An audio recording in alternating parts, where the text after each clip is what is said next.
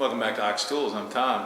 So this is Monday Night Meatloaf, and we've got a few things going on and a couple of special things. We got a couple of viewer appreciation gifts that we're going to go through and take a look at.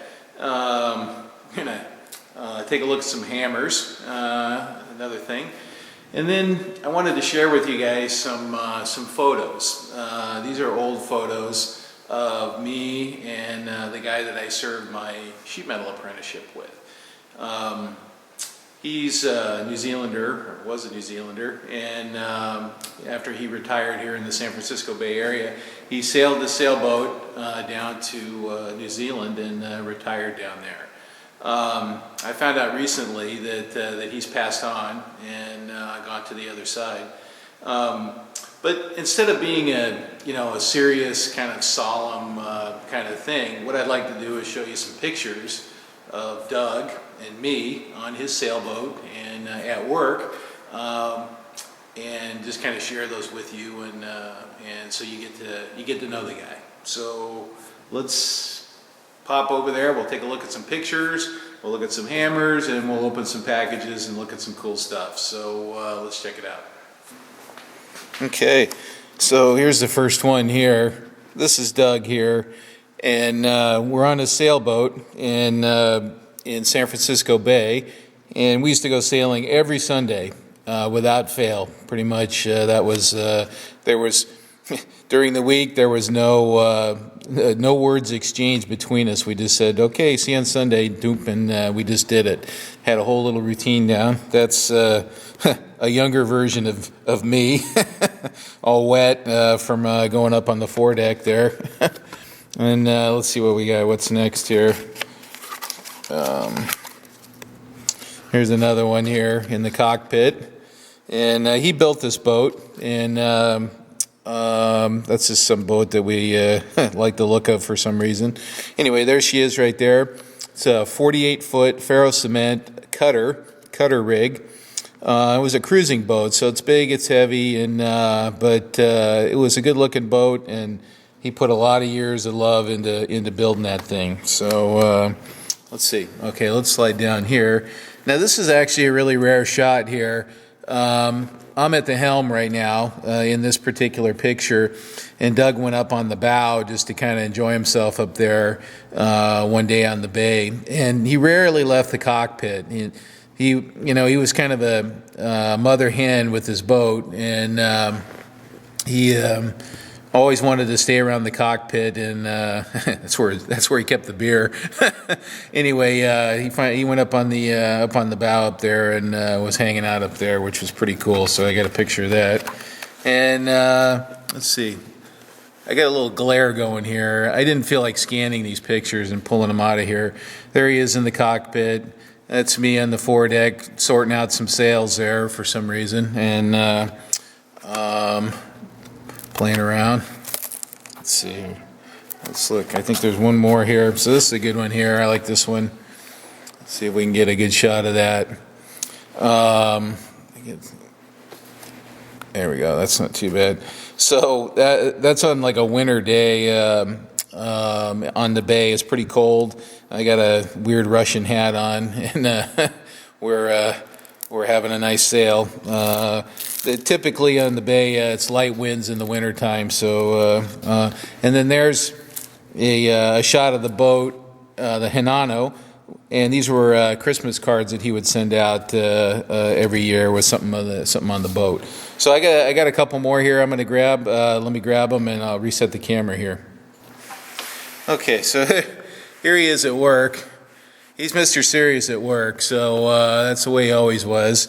And this is in the old building. This was on Harrison Street in San Francisco. And I think it's dated 1986. And I wrote on here, Doug Duane, Master Metal Fabricator. So that's in case I forgot, I guess. I don't know. Anyway, that was the look that you got in the shop. What do you want? What are you doing? Get cracking, right? That was one of his things, get cracking, right?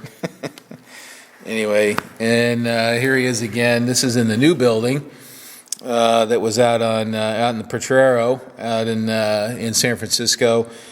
Big sheet metal rack there behind him. and I don't know. He was walking by and he had a little smirk on his face, so I took a picture of him. I don't know what the deal was. I don't quite remember what was going on there. So, okay, I got one more, and then that I'm going to share with you guys. Okay, so this is a great shot here, and there's a whole story here. And I don't know how well you can see it. I'm just going to kind of move the picture around.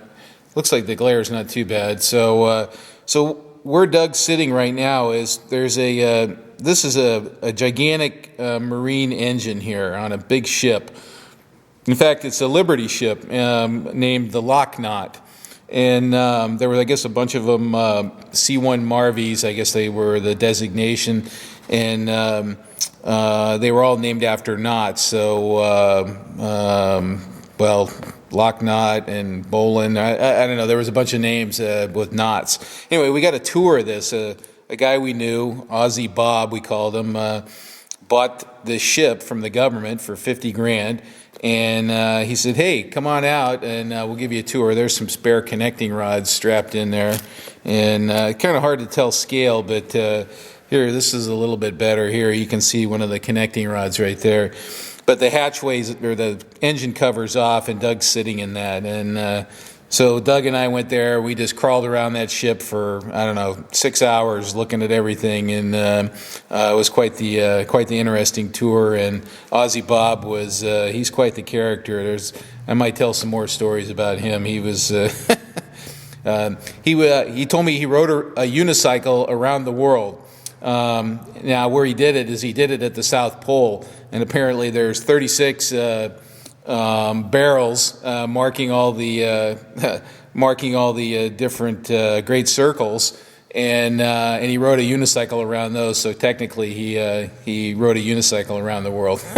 Anyway, that's the kind of guy he was. He told jokes like that. Anyway, that's Doug, and anyway, I just wanted to share that with you guys, and thanks for looking.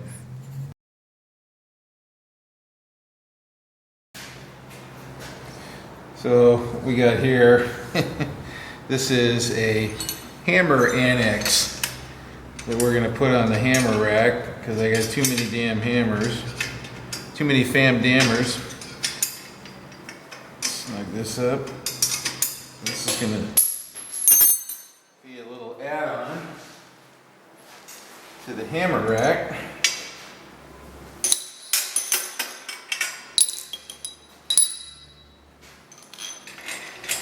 This is just some unistrut stuff and some pieces of tubing here to space it apart.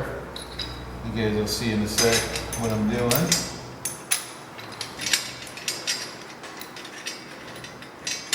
So you guys will like this. These long bolts came from Home Depot, and I went to try to thread the nut onto the damn thing, and they wouldn't go, and I'm like, what the hell's going on, right? So I look, and it's got hammer marks in the end of it. So some yonker, bought these or whatever, put them in something, and then pounded them out, and frickin' drove all the way back there and returned them. And the end was kind of mushroomed over, and I just grabbed them out of the bin, right? And took them back because they're such a damn cheapskate. So anyway, beware. Always check your fasteners when you go to the home center. You never know what you're going to find in the bin. They're always disorganized and, fine thread mixed in with coarse thread. And nobody owns that section, You're on your own. Good luck, right? Okay. Let's go down this way a little bit. So I'm just doing this stack up here, and then this way you need multiple 9/16 wrenches too, right? So if you're going to do unistrut and stuff like that, it's nice to have multiples of the same size. Okay.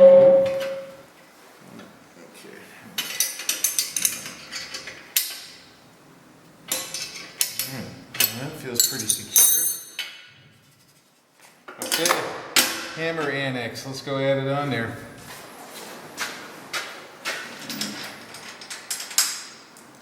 Get this on here. Actually, what I'll probably do is get this started in there.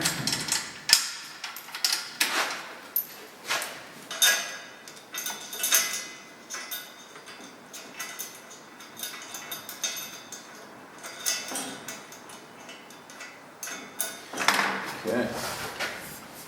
So it's going to be an off sticker here in the front.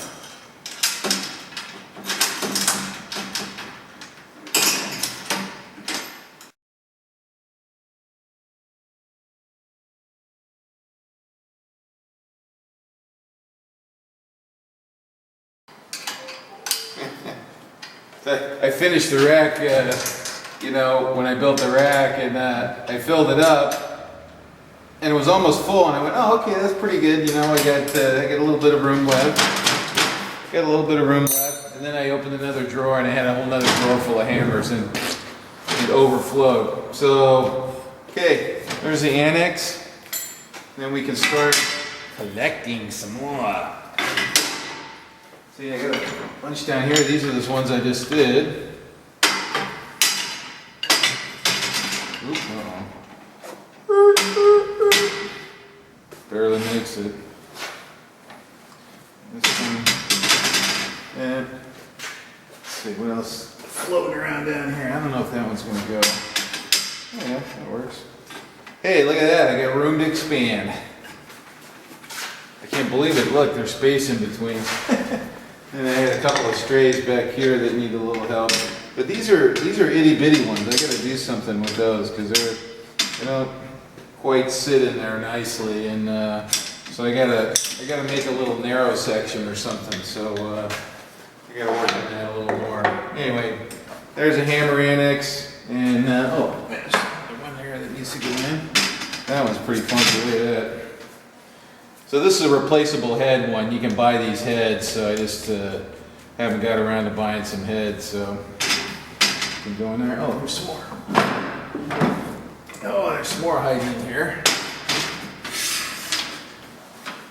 Oh, I didn't see those back there. See, this is what happens.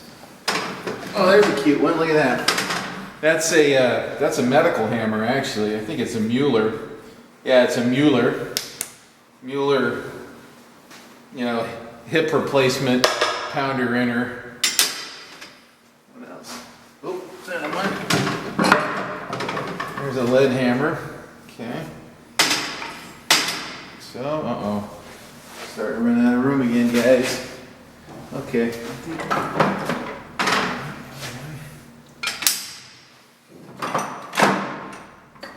Okay. I think that's it for now. Oh, and this is the one Chuck sent me. All right, there we go. Okay, so this one here comes to us from the far reaches of the Middle Oregon, and this is from a fellow YouTuber, Don Cossett. And if you guys haven't checked out Don's YouTube channel, go check it out. That's our buddy Adam texting me, and maybe we'll mess with him a little bit. Let's see here what he says. Oh, he's making videos too. He's got something cool to show you guys coming up here. So anyway, Don sent me a little care package here, and a cool book. This is a civil engineer's pocket book. I don't know, I guess civil engineers back in the day had bigger pockets, but this is cool. This is a really cool book. So you want to build a railroad bridge or a suspension bridge or put in a foundation or map your property or whatever, this is the book. And so for all those preppers out there, this is the kind of books that would rebuild civilization, because there won't be any internet. You won't be able to look it up on Google. Okay, so you'll have to figure it out from this. Anyway, this is a cool old book, and the date is looks like 1918. Mr. Chambers, Harvey Chambers. 1918 von Nostrand Company, which is an old technical book company. Anyway, pretty cool book. Thanks, Don. Appreciate that. And then now this is always a welcome packing material here. It's got some beef jerky, and I guess it's made locally, is what he was saying. Let's see what it says there. Absolutely, that is very close to where Don is there. That's Fossil, Oregon there. And you know what? I'm kind of hungry right now, so let's sample some of this.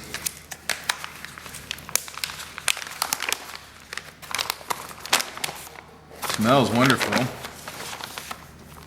Okay, this is a soft jerky here. And this is no hormones, no antibiotics, no nitrates. I didn't realize that they were so sensitive up in Oregon up there. So this is very good. I love it. Don, thank you very much. Always nice to talk with you and send packages back and forth. So thank you very much, my friend. Okay, so this next one here, there's a few things here. This is a package from Larry Bastianon, and he's up near Santa Rosa. And he and I actually met in person, and he came down to the shop and had a little tour. And Larry is so he's got this dual-sided card. So he does a little bit of metal fab, and then he does commercial and industrial electrical stuff.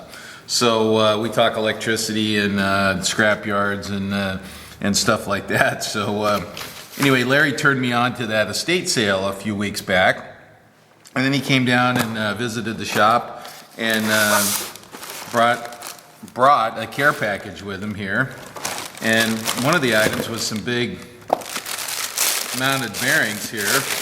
I'm going to leave it in the package here because I don't have a use for them right away. But I just bought some of these to test this the gear reducer for the etching press. So Larry, you were a little bit late, but they're a very welcome gift. Thank you. And then it's kind of a mix of items here. So let's just kind of pop through it here. He sent me one of these. Now this is like a clean and strip disc here. Now this one's silicon carbide, so it's probably going to be pretty aggressive. But these are great for removing rust, and they have just a little bit of cushion to them, so they kind of wear and conform to odd shapes. And we'll try this out maybe, and I have a little idea later on to try this out on something. So Larry, thank you very much. Those are always cool because we're dealing with rusty stuff regularly. And then this is a little too big for his machine. It's a piece of Rex 95. This is 3/4 inch, and somebody started to grind it and then said, hey, wait a second, let me get a smaller one. Anyway, this will fit my tool holder, so this is great, and I still use a little bit of high speed, so always nice to have fresh blank tool bits to grind up. So Larry, thank you for that. And then there's kind of interesting one here. I'll just pull them out here. Now these are pieces of stainless steel here, and they have a PVC film on them here to protect them. It says laser on it, and they call it laser film sometimes, or PVC.